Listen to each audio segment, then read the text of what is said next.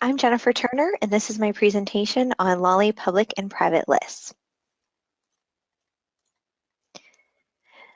Private and public lists provide a convenient way for users to manage non-LOLI lists. So these would typically be things that are specific to your company, and some of the examples we've seen in the past would include raw material inventories. If you have internal product numbers for substances or your raw materials and you wanted to have a list of those, any physical property data you would have or toxicity data, typically those would be if you had done testing on your substances or mixtures. They do also allow you the ability to create an internal list header that you would use and fill out, identifying what your private list contains, when you last edited if you'd like, any other specific details that you would like to include. And when a list is a public list, it is able to be shared among your company's users. You also would have the ability to use private and public lists to load your list cast numbers into various features and tools in LOLI Desktop. And these would include things such as LOLI Change Reports, LOLI Query, LOLI Query Grid, and LOLI Arithmetic. Private lists are created by a single user, and then they can only be seen, managed, and used by the user that created it. So these would be things that you would have access to yourself, and you wouldn't be able to share those with other people in your company. Once you make a private list, a public list, however, then it's available to be viewed and seen by other people in your company that have access to LOLI Desktop. This is only an option if you have LOLI Desktop installed as a single server option accessible to your users, or if you're using LOLI in the cloud. Public in this sense means only viewable to other LOLI Desktop users at your company.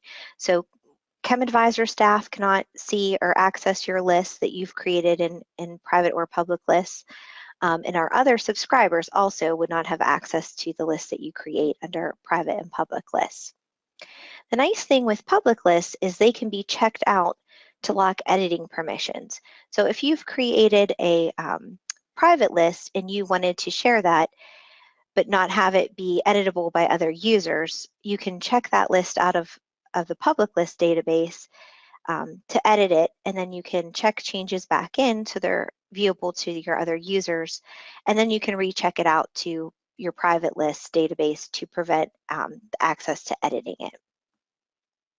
So now I'm going to go into LOLI Desktop and show you how to create and use private and public lists.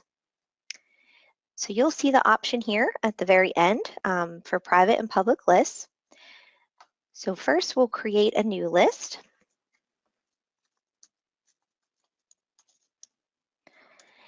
And you have the ability to give these lists any names that you'd like.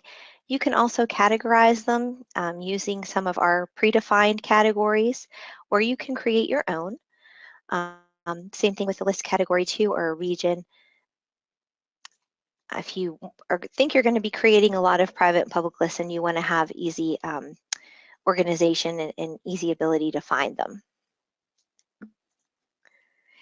Okay, so once we've kind of set up those initial criteria, this is what a private list looks like when you first create it. So it's currently empty. At the top, as I mentioned before, you have the ability to create your own list header content. So if you're familiar with our LOLI lists, we provide a lot of detailed information in these regarding regulatory changes and things of that nature. So you do have the ability to do that here as well if you'd like to document or describe what you're creating.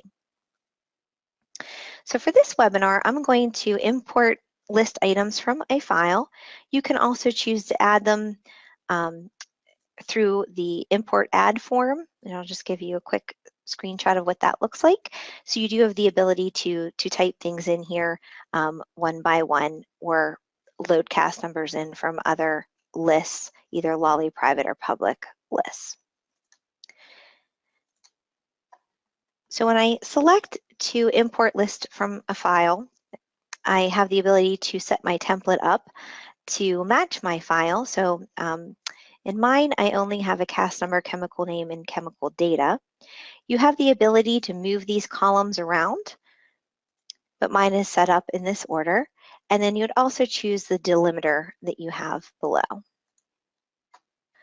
So I'm going to select the file that I'd like to import, and I would just navigate to where that is located on my computer or network.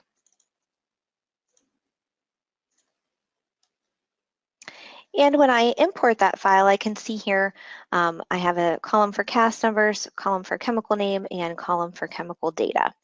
Now, since we're still in the import form, I do have the ability to change this data around if I'd like to. I can make any edits.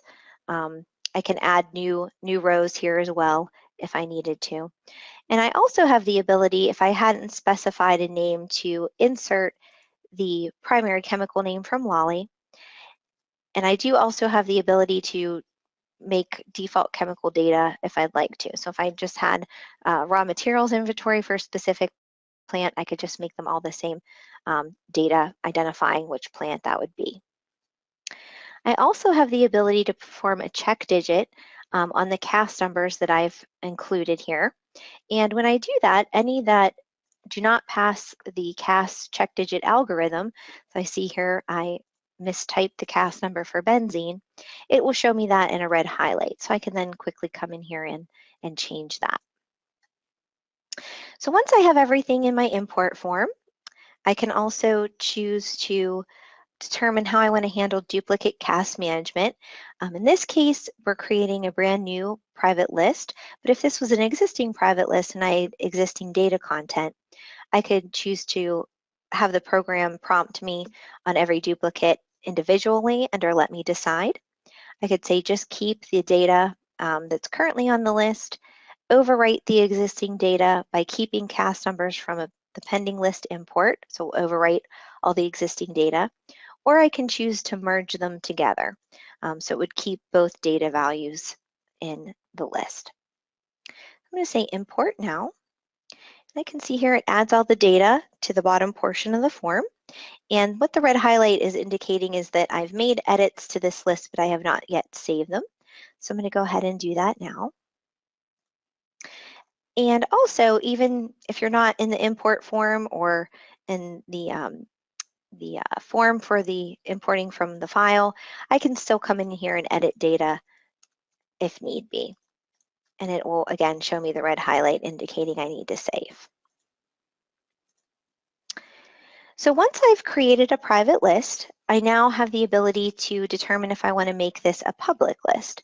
So if I would like other users in my company to be able to see and use this list, I can navigate down through the tree to where this list is located. If I right-click on it, I have the option to open it if I don't currently have it open. I can choose to delete it. I can choose to check the list in to public list, which is what we're going to do now.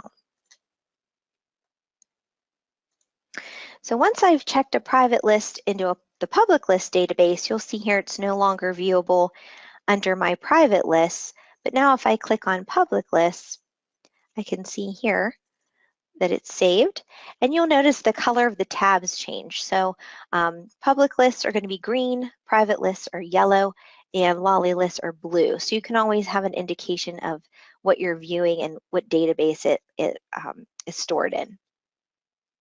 So once I've created a public list, again, everybody that is also a user in my company can see this content and use it throughout the various tools if they'd like. So if I want to then say, okay, well, I've checked this in, but I want to make sure that nobody can make any additional edits to it, I can then check it back out to the private list database. So it'll still be viewable here in public lists. But now I have it checked out to my private list and have essentially locked it for editing purposes from everybody else. So again, you can make edits over time, save those, and then upload them to the public list database, and then recheck it out to lock the editing. So once I've created a private or public list, they're very useful inside of LOLI Desktop. And as a quick example, we're going to do a LOLI query grid search using one of our private lists. So if you're familiar with the LOLI query or LOLI query search tool, you'll know that you can either type things into the query box one at a time. I can choose to import them from a file, or I can choose to load them in from either an existing LOLI list, an existing private list, or an existing public list. So again, you would just navigate through to the list that you'd like to use, and it quickly populates all of those CAS numbers or RR numbers into your query search. From here then, I would choose which filter I want to use. So I'm going to do a quick government inventory search. And so I can see I can quickly get my results for my private list set of CAS numbers. So this is very useful again throughout some of the tools in LOLI Desktop. Again, LOLI Query Grid, LOLI Change Reports, and LOLI Arithmetic are all available for you to use private and public lists in. Thank you for your time and attention.